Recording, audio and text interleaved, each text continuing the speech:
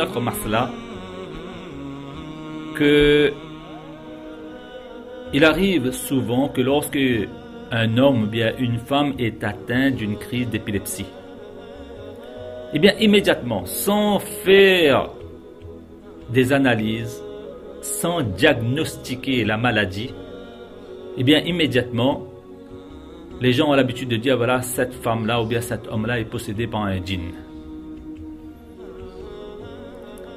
Et ça crée beaucoup de problèmes dans le foyer, dans la famille, autour de nous-mêmes, dans notre entourage.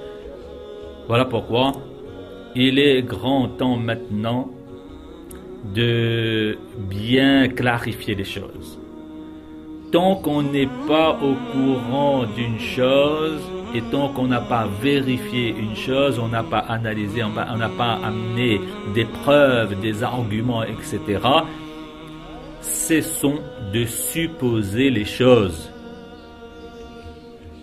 Arrêtons de dire n'importe quoi. Parfois, une personne est atteinte d'une maladie physique ou bien psychologique. Cette personne-là a besoin d'être aidée. Au lieu d'être aidée, cette femme-là finit par être maltraitée. C'est-à-dire, on est en train d'empirer son mal et son malheur et sa maladie. Par des suppositions, par des affirmations sans aucun fondement. Donc il est grand temps d'arrêter ce genre de choses-là. Croyons faire le bien, on est en train de faire un plus grand mal.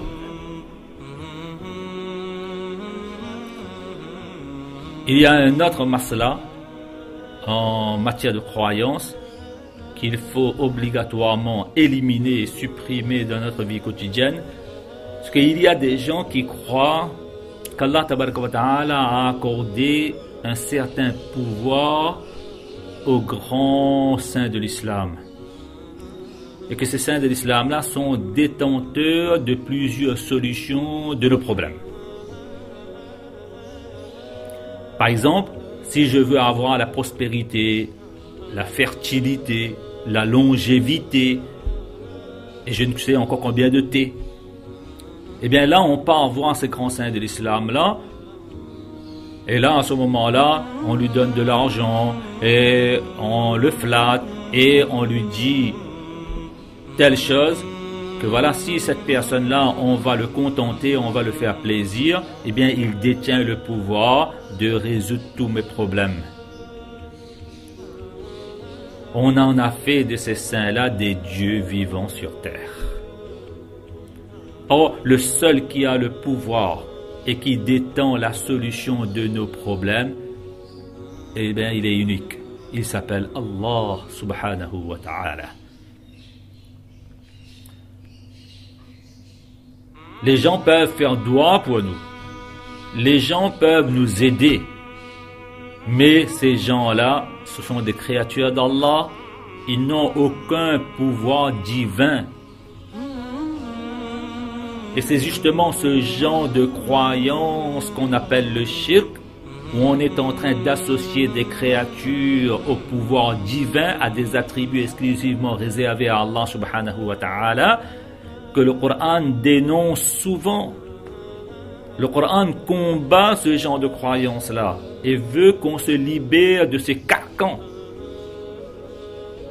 Lorsqu'on étudie le Coran, lorsqu'on fait le Coran, eh bien on voit comment Allah tabaraka wa ta'ala veut susciter et veut faire naître dans le cœur de chacun d'entre nous le tawhid, l'unicité d'Allah tabaraka wa ta'ala dans son être et dans ses attributs. Et lorsqu'on croit que ces gens-là peuvent faire tout, alors que seul Allah peut faire tout, on est en train de leur attribuer des attributs divins. Et il y a des gens qui vont à l'extrême même, jusqu'à aller demander aux saints qui sont déjà morts et qui sont déjà dans leur tombe. On part visiter des mausolées des grands saints. Ici, alhamdoulilah, on est épargné de ce genre de choses-là, mais un homme averti en vaut deux, ou encore il vaut mieux prévenir que guérir. Mais dans les pays asiatiques, on a déjà vu ça, nous. qu'il y a des gens qui se rendent et qui rendent visite donc des mausolées des grands saints de l'islam. Et là, on arrive avec des draps bien brodés, avec de l'argent, avec des offrandes, et on met sur le qabr la tombe de ce grand saint-là. Donc, pour que ce grand saint-là va résoudre donc nos problèmes quotidiens. Il va nous donner prospérité, la longévité, la guérison de nos maladies, etc. Tout ça. Le pauvre, lorsqu'il était vivant, même il ne pouvait pas faire ça. Et une fois mort, on croit qu'il peut faire ça.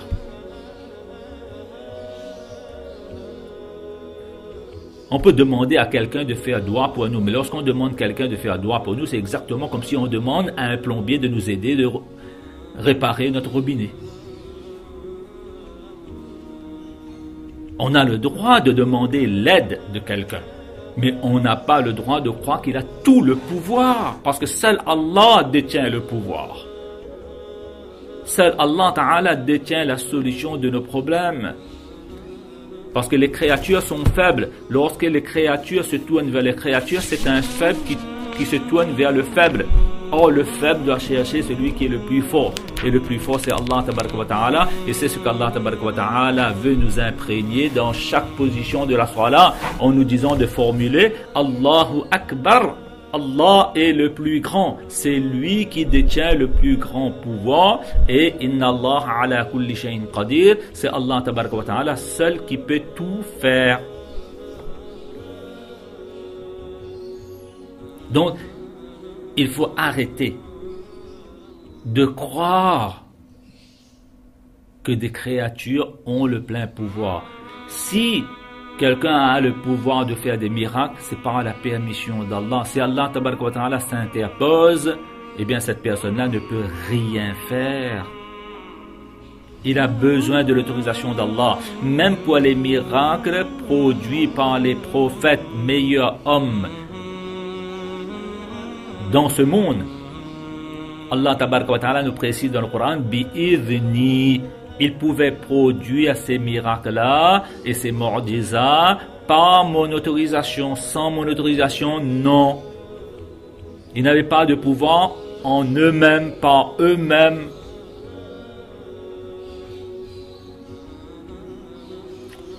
Donc voilà pourquoi il est très très important de mettre les points sur les i.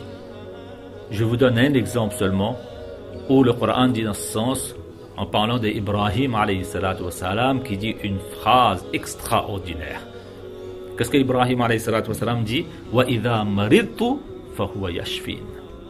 Lorsque je suis malade, c'est Allah qui me guérit. Voilà pourquoi on ne doit jamais nommer les gens comme guérisseurs. Ah, un tel est guérisseur. Mais non, la guérison, c'est Allah qui détient. Les gens peuvent nous soigner. Les gens peuvent nous proposer des médicaments, des tisanes, des tavises, etc. Mais ils ne sont pas guérisseurs. Parce que la guérison, c'est Allah. La shifa illa shifa'uka. Allahumma anta shafi. Oh Allah, c'est toi le guérisseur. C'est toi qui guéris. Mais Allah Ta'ala nous a demandé de vivre dans un monde de cause à effet. Entre la cause et l'effet, il y a la permission d'Allah. Et cette permission d'Allah, on l'a oubliée.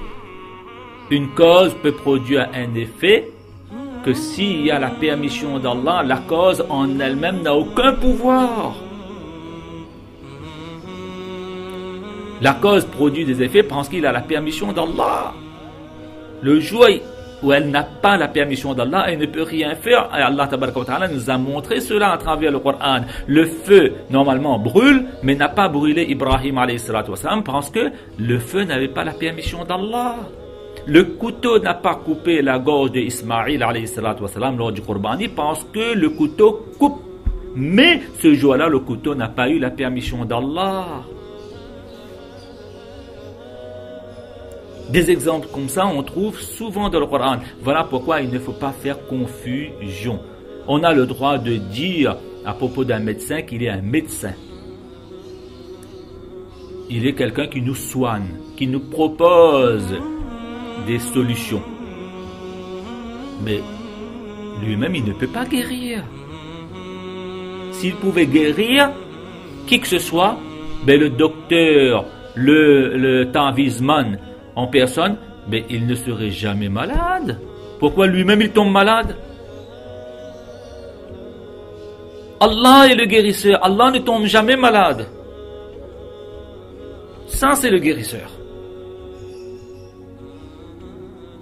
Lorsqu'une personne, parfois, il n'arrive même pas à régler son propre problème, et vous êtes en train de dire que voilà, lui, il détient le pouvoir de régler tous les problèmes. Mais comment on est incrédule là? Comment on est vraiment bas? Si seulement on prenait un peu de recul, de la hauteur, on verrait mieux.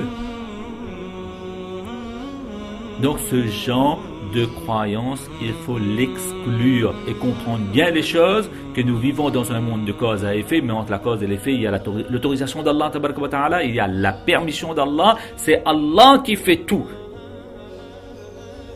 Et c'est Allah qui détient toutes les solutions. Voilà ce qu'on pouvait dire aujourd'hui sur cette croyance qui parfois est erronée et que lorsque on confond les choses, eh bien on se perd dans un égarement très lointain. Wa akhiru da'wana alhamdulillah.